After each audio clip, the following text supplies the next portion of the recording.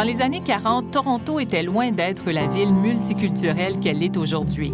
Pourtant, c'est ici que le tout premier commissaire aux langues officielles du Canada a grandi. Keith Spicer venait d'une famille anglo-canadienne pure et dure. Pourtant, il a découvert une passion pour le français au North Toronto Collegiate Institute. Quand vient le moment de poursuivre ses études, le jeune Keith se retrouve à la Sorbonne, à Paris. Il revient au Canada pour enseigner à l'Université d'Ottawa et ensuite à l'Université de Toronto. Dans ses temps perdus, il écrit pour le Globe and Mail. À l'époque, il était rare de trouver un commentateur politique au Canada anglais qui maîtrisait la langue de Molière. Keith Spicer est donc devenu la coqueluche des médias francophones, celui chargé d'expliquer l'autre solitude aux Québécois. En 1969, le gouvernement Trudeau adopte la loi sur les langues officielles et c'est Keith Spicer qui est choisi pour la mettre en œuvre et la défendre. Après 7 ans comme commissaire aux langues officielles, Keith Spicer retourne au journalisme. Plus tard, il sera président de la Commission de la radiodiffusion et des télécommunications canadiennes. Après l'échec de l'accord du lac Meach en 1990, il tentera à nouveau de réconcilier les deux solitudes canadiennes en présidant le Forum des citoyens sur l'avenir du Canada. Aujourd'hui auteur, Keith Spicer réalise son rêve de vivre à Paris.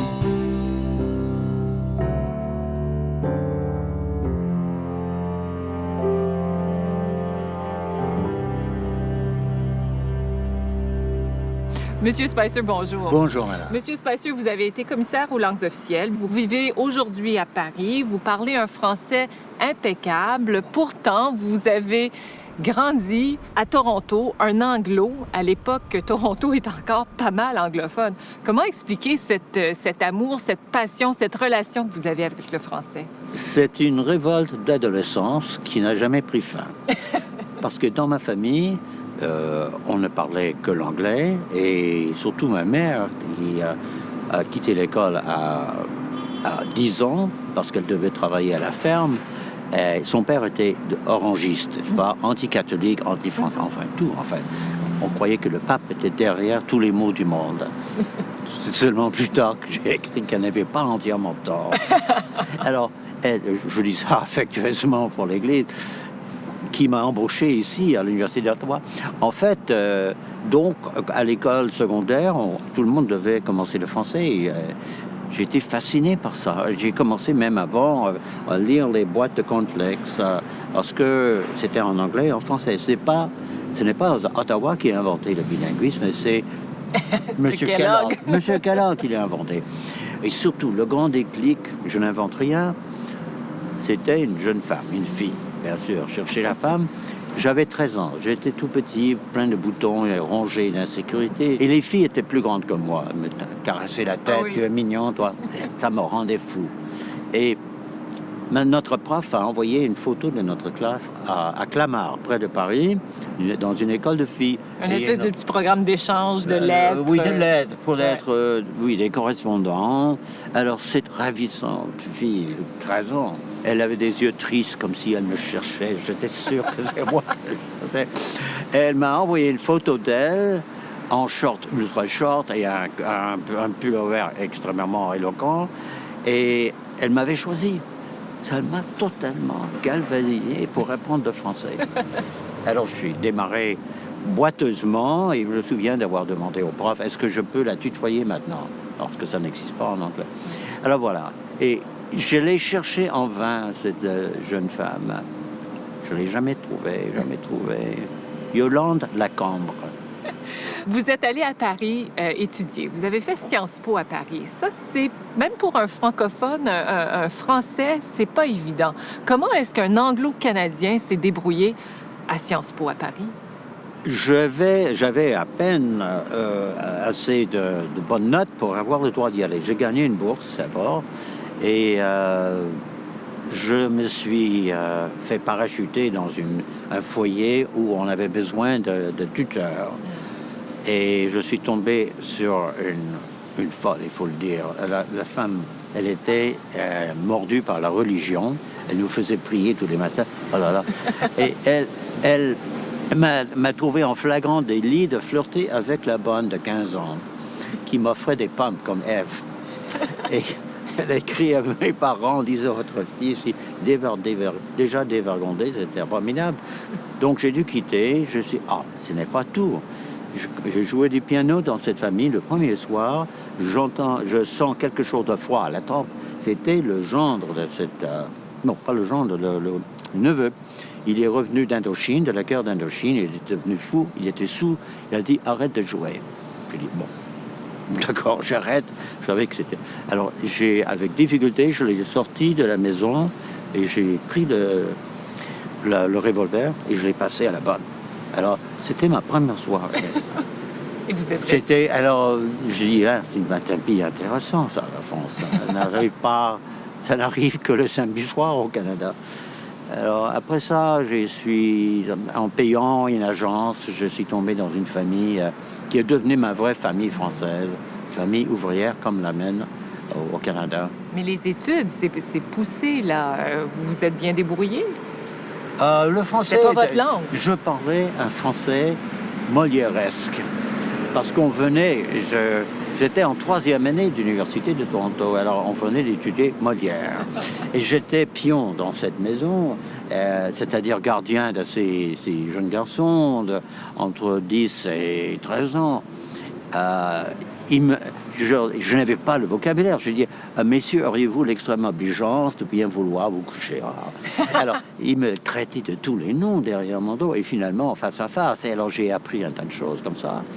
Et à Paris, les deux gendres de ma propriétaire, qui est devenue ma mère française, m'ont amené au cinéma tous les samedis soirs. Ils m'ont dit, mon cher Keith, on va te déniaiser. Ils m'ont amené à des films de Jean Gabin, où j'ai appris l'argot du milieu des années 50. On va dégommer la gonzesse à la sulfateuse, par exemple. Et chez Bébert à Chicago, c'est un truc pas rigolo. C'était vraiment dans un accent parisien très profond. Alors voilà. Vous êtes revenu au Canada. Vous Oui. avez enseigné à l'Université d'Ottawa, après ça l'Université de Toronto.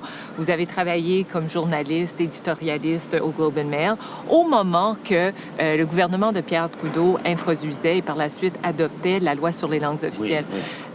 Quelle était votre interprétation? Qu'est-ce que vous pensiez de cette loi sur les langues officielles au moment de son introduction en J'étais Chambre? absolument ravi parce que depuis l'âge de 13 ans, 14, 15, j'étais devenu un mordu de la chose française ou francophone. Et par conséquent, j'étais ravi. Je travaillais bénévolement dans toutes sortes d'opérations. Je soutenais les francophones qui voulaient obtenir des écoles à Toronto, mais en même temps que je les couvrais. C'était un manquement à l'éthique journalistique effroyable, mais ils avaient besoin d'un coup de main. Alors j'étais, disons presque l'agent de la conspiration française francophone au Globe and Mail. Alors, est-ce que vous étiez la bonne personne pour ce poste-là? Il aurait fallu un vieillard avec une barbe, ou une femme peut-être, pourquoi pas. Non, mais ce qui m'a valu d'être nommé, c'était que depuis 3 ans au moins, j'étais assez connu au Canada français. Parce que mes professeurs ici, Jean-Luc Pépin, Guy Daudois et Louis Sabourin, m'avaient généreusement cédé l'antenne qui venait à l'Université d'Ottawa une fois par semaine, après les informations de 10 heures. Ça s'appelait commentaire. Alors je commentais l'actualité nationale et internationale en français. Et tout d'un coup, c'était comme le chien qui jouait du piano. C'était ça. C'était l'étonnement de voir un anglophone à ce moment qui pouvait baragouiner quelques phrases. J'étais l'anglophone le plus connu du Canada français à cette époque-là. Et pour aggraver mon cas, je donnais un cours sur le Canada français contemporain en français à l'Université de Toronto. Et j'ai obtenu l'argent du ministère de l'Éducation pour amener toutes les personnalités, les grandes personnalités de la Révolution tranquille. René Lévesque, Jean Lesage, Gérard Lajoie, le frère Intel, qui est resté un ami. Et on les a filmés. Alors je les amenais chez moi le soir. Et ma femme française, qui les a bien nourris, ils ont joué avec mes enfants. Et le lendemain, ils ont filmé pendant 2 heures devant les élèves. Ensuite, je les amenais au Globe and Mail, rencontrer l'équipe éditoriale. Donc j'ai rentabiliser l'argent du gouvernement. Le résultat, c'est que toute l'élite du Québec me connaissaient personnellement, y compris les journalistes. Voilà, c'est la première partie. La deuxième partie, que le Canada anglais ne me connaissait pas du tout, ce qui était une merveille. Ils n'avaient rien contre moi. Ils ont dit, bon, c'est un des nôtres, c'est un petit gars innocent, il ne sait rien, mais s'ils avaient su ce que je pensais réellement, et c'est-à-dire je voulais à tout prix que le Canada accepte ces deux traditions linguistiques, qu'il les vive, je n'aurais jamais pu le faire. Alors ici, on est devant votre premier chez vous à Ottawa. C'est un chef-d'œuvre, n'est-ce pas, de l'architecture moderne. Un chef-d'œuvre de l'architecture, tout à fait. Oui, au fond. On a passé 3 ans là-bas. Mon premier fils est né ici. Et c'est l'époque héroïque que tous les jeunes couples qui sont archi fauchés et pleins de rêves, on était là.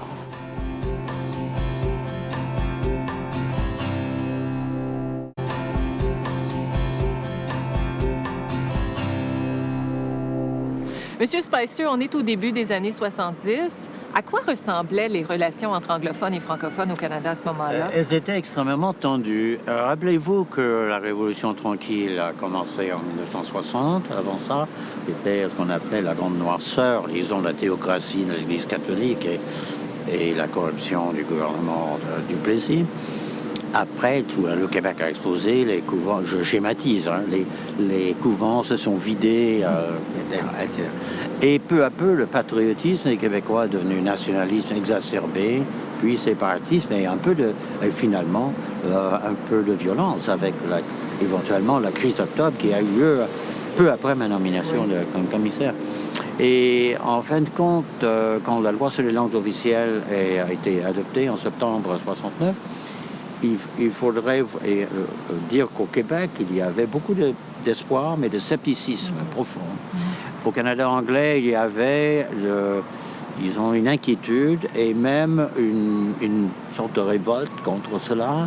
C'était l'idée de mettre les deux langues à égalité, c'était tout à fait nouvel. Chez les groupes dits ethniques, les nouveaux immigrants, il y avait un sentiment d'être marginalisé. Donc c'était une ambiance quasiment hystérique au Canada anglophone. Le journaliste Alan Fotheringham vous a baptisé le commissaire des cornflakes. Ah oui. C'est drôle, on rigole, mais est-ce oui. qu'il y a un peu de vérité là-dedans? Beaucoup de vérité. C'est moi qui lui ai raconté cette histoire quand j'avais 8 ans, 9 ans, 10 ans. Je lisais avec fascination les boîtes de cornflakes. Je pouvais obtenir une rondelle de hockey en écrivant. L'idée qu'il y avait de jeunes garçons, peut-être des filles au Canada français, qui lisaient la même chose et qui avaient la même aspiration pour obtenir une rondelle, ça m'a fasciné. Personne ne m'avait jamais dit ça. On m'avait seulement, dans notre famille, prêché contre les soldats québécois qui ne se battaient pas. Tout ça, c'est une autre histoire. Mais en fait, plus tard, moi, j'ai fait enquête sur la question et il est vrai que l'élite nationaliste du Québec était contre la guerre, ne voulait pas qu'on se batte. Mais quand j'avais à 20 ans, quand j'ai eu l'occasion, je suis allé dans les cimetières canadiens à Bayeux. J'ai vu une multitude de noms canadiens français, les fusiliers de Mont-Royal, par exemple, le régiment de la Maisonneuve, le 22e. Je me suis dit, si on m'a menti sur ça, sur combien d'autres choses m'a-t-on menti? Je suis revenu à Paris furieux et j'ai écrit un mémoire d'une 100aine de pages intitulé « Le Canada, nation sans nationalité », analyse psychopolitique sur l'entrée en guerre du Canada en 1939.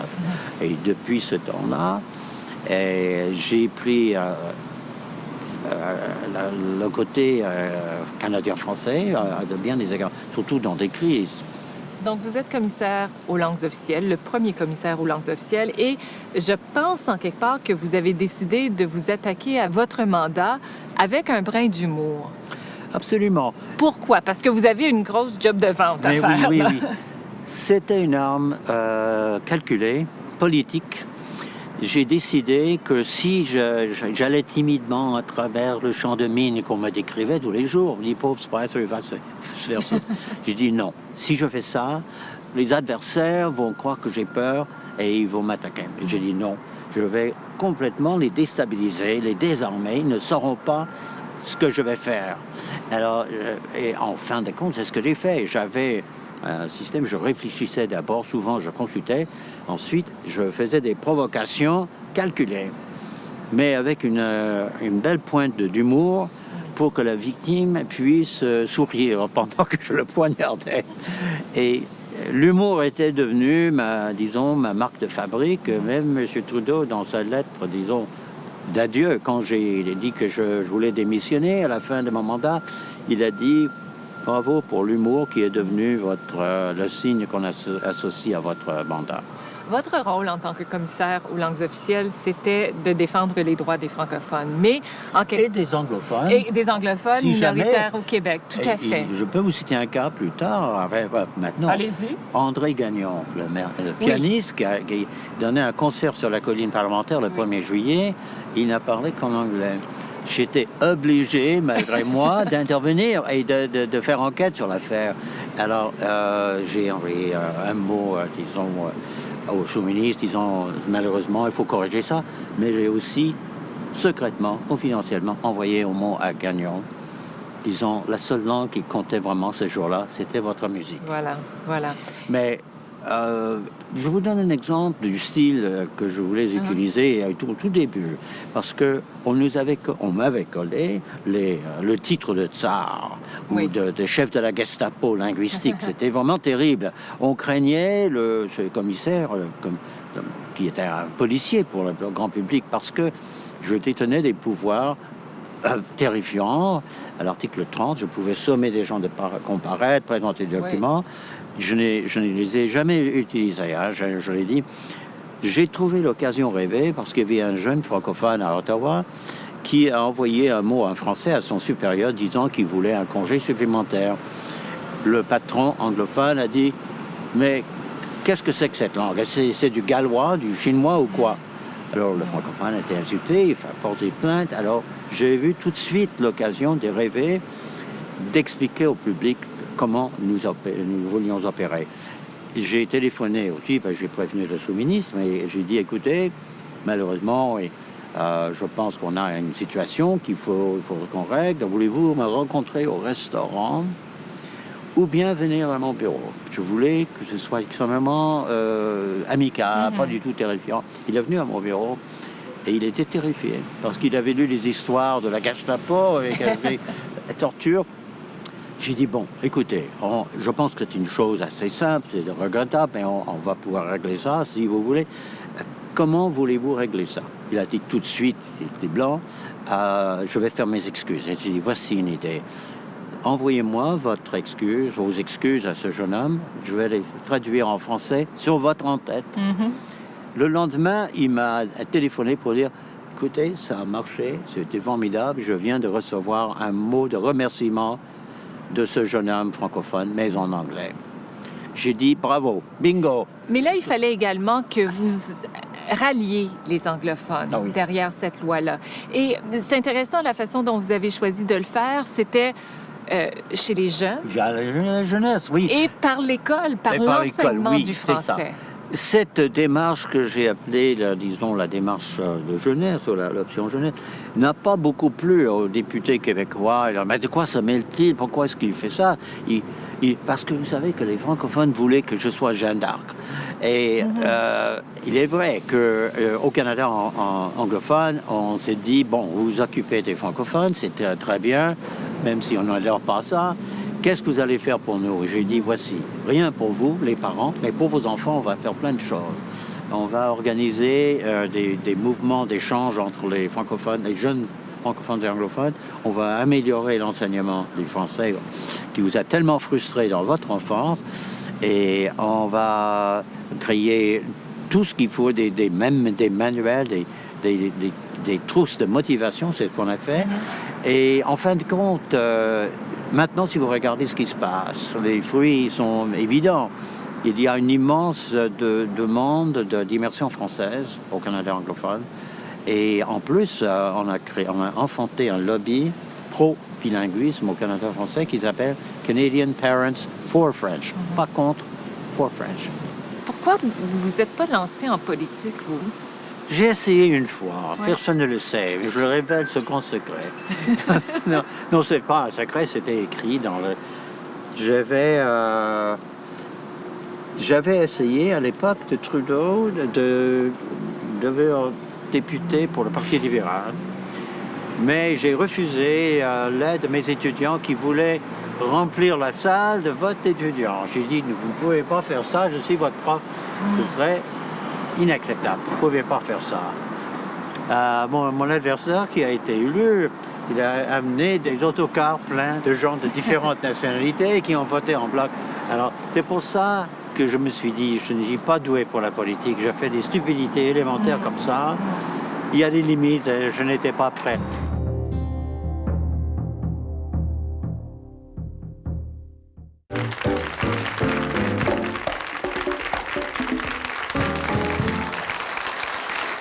Habituellement, quand on se voit au mois de février, c'est pour vous décerner un trophée comme un des 10 plus beaux hommes du Canada. Je ne sais pas si vous avez été inquiet quand on vous a téléphoné cette année. Non, je n'ai aucune illusion à ce sujet.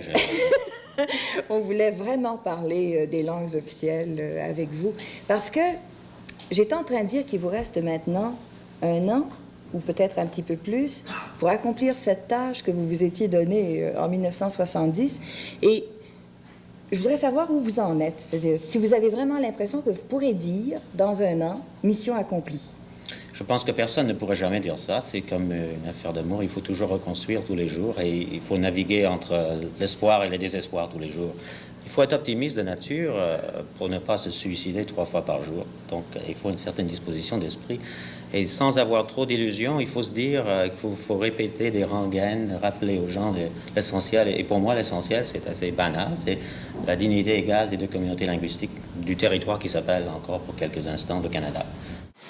Monsieur Spicer, plus de 40 ans après l'adoption de la loi sur les langues officielles au Canada, quel est le constat que vous faites? C'est une réussite ou c'est un échec? Le principal constat, c'est qu'on est arrivé ensemble à un grand apaisement de la question linguistique. Il n'y a presque plus de questions linguistiques. Il n'y a surtout pas de mélodrame linguistique. Il y a une acceptation réaliste de part et d'autre, des francophones et anglophones, que nous avons de la chance d'avoir 2 langues mondiales et qu'il n'y a pas moyen de se casser la figure pour les droits des uns et des autres, parce qu'on a tous les droits possibles. Pourtant, il est encore difficile de se faire servir parfois en français sur les vols de Air Canada. Vous avez raison, j'ai trouvé des exemples. J'ai passé la plupart de mon temps, non pas la plupart de mon temps, mais mon client favori, c'était Air Canada. Je les fouettais tout le temps et maintenant, quand je voyage Air Canada, je trouve que c'est tombé, hein, bilinguisme un peu. Et je n'allais pas reprocher à une pauvre hôtesse de l'air, c'est au patron qui vous le dire. Malheureusement, je ne sais pas. Pour moi, je suis un perfectionniste à cet égard-là et je pense qu'il ne faut pas tolérer, surtout pour le public qui voyage, des écarts. Donc, vous dites que la loi, si je comprends bien, est quand même une réussite. Est-ce qu'elle est encore nécessaire aujourd'hui? Je crois que c'est une réussite spectaculaire pour tout le Canada, pour les centaines de milliers de gens qui ont œuvré pour la mettre en vigueur et pour les Canadiens dans leur ensemble qui ont soutenu ce mouvement. C'était difficile au début, c'était boiteux, chaotique, pénible. Et maintenant, où est le problème? Mais est-ce qu'on en a encore de besoin ou est-ce qu'on pourrait s'en passer? passer? Oui, la loi. Les gens l'identifient à leur identité maintenant. Quand j'ai animé le Forum des citoyens sur l'avenir du Canada, on a dit que les langues officielles, c'est un des piliers de l'identité canadienne. Ça n'aurait pas pu se faire avant. Hein. Je sais que vous avez travaillé très fort pour implanter un système d'immersion française, oui, pour que les jeunes anglophones apprennent à parler le français surtout.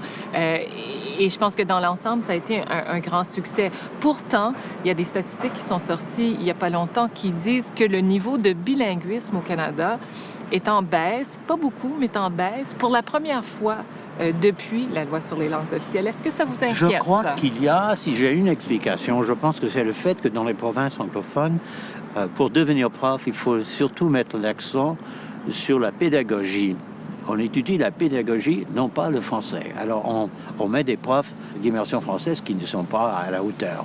Il faut donc l'améliorer et ça m'amène à la deuxième partie. Je vais favoriser le mouvement des échanges interprovinciaux entre anglophones et francophones des jeunes. Il faut renforcer ça. Il faudrait faire voyager les Québécois beaucoup plus. C'est bon pour tout le monde. Pour qu'il y ait la possibilité pour les anglophones d'entendre un accent français.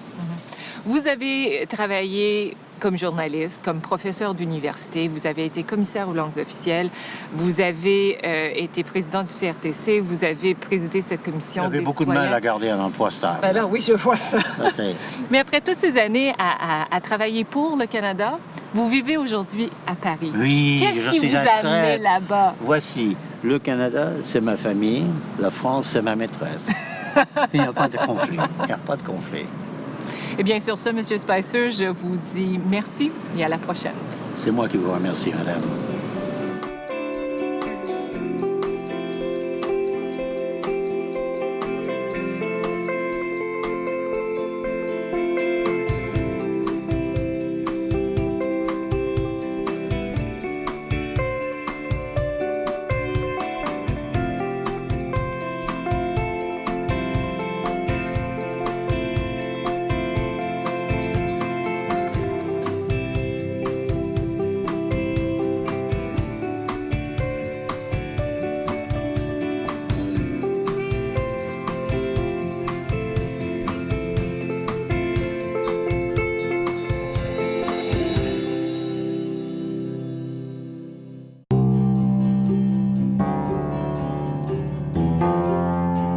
Dans les années 40, Toronto était loin d'être la ville multiculturelle qu'elle est aujourd'hui.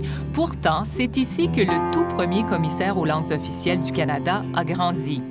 Keith Spicer venait d'une famille anglo-canadienne pure et dure. Pourtant, il a découvert une passion pour le français au North Toronto Collegiate Institute.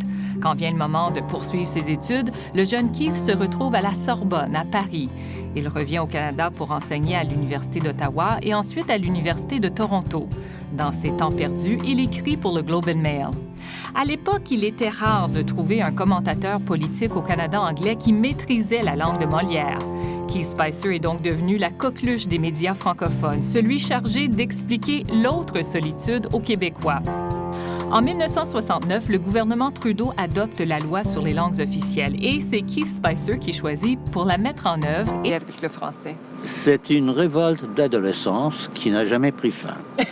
Parce que dans ma famille, on ne parlait que l'anglais et surtout ma mère qui a quitté l'école à 10 ans parce qu'elle devait travailler à la ferme. Son père était orangiste, pas anti-catholique, anti-français, enfin tout. Enfin, on croyait que le pape était derrière tous les maux du monde. C'est seulement plus tard que j'ai écrit qu'elle n'avait pas entièrement tort. Alors, je dis ça affectueusement pour l'Église, qui m'a embauché ici à l'Université d'Ottawa. En fait, donc, à l'école secondaire, tout le monde devait commencer le français. J'ai été fasciné par ça. J'ai commencé même avant à lire les boîtes de cornflakes parce que c'était en anglais et en français. Ce n'est pas Ottawa qui a inventé le bilinguisme, c'est M. Kellogg. M. Kellogg qui l'a inventé. Et surtout, le grand déclic, je l'ai cherché en vain, cette jeune femme. Je ne l'ai jamais trouvée. Yolande Lacambre. Vous êtes allé à Paris étudier. Vous avez fait Sciences Po à Paris. Ça, c'est, même pour un francophone, un Français, c'est pas évident. Comment est-ce qu'un Anglo-Canadien s'est débrouillé à Sciences Po à Paris? J'avais à peine assez de bonnes notes pour avoir le droit d'y aller. J'ai gagné une bourse d'abord et je me suis fait parachuter dans un foyer où on avait besoin de tuteurs. Et je suis tombé sur une folle, il faut le dire. La femme, elle était mordue par la religion. Elle nous faisait prier tous les matins. Oh là là. Et elle m'a trouvé en flagrant délit de flirter avec la bonne de 15 ans qui m'offrait des pommes comme Ève. Et elle a écrit à mes parents rien. C'était une jeune femme, une fille, bien sûr. Chercher la femme. J'avais 13 ans, j'étais tout petit, plein de boutons, rongé d'insécurité. Et les filles étaient plus grandes que moi. Elles me caressaient la tête, tu es mignon, toi.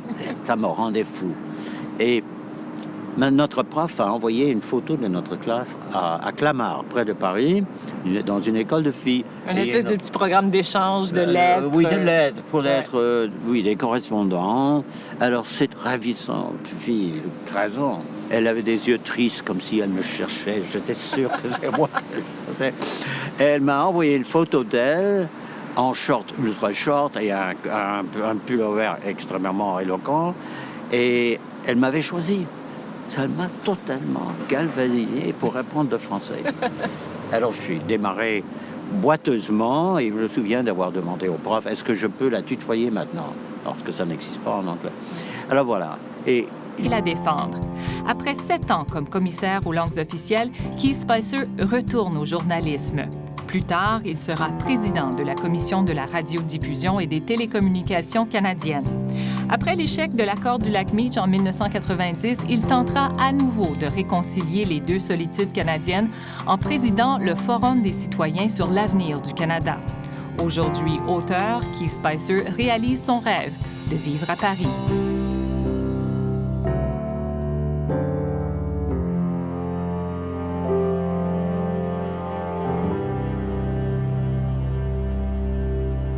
Monsieur Spicer, bonjour. bonjour, madame. Monsieur Spicer, vous avez été commissaire aux langues officielles. Vous vivez aujourd'hui à Paris. Vous parlez un français impeccable. Pourtant, vous avez grandi à Toronto, un anglo, à l'époque que Toronto est encore pas mal anglophone. Comment expliquer cet amour, cette passion, cette relation que vous avez?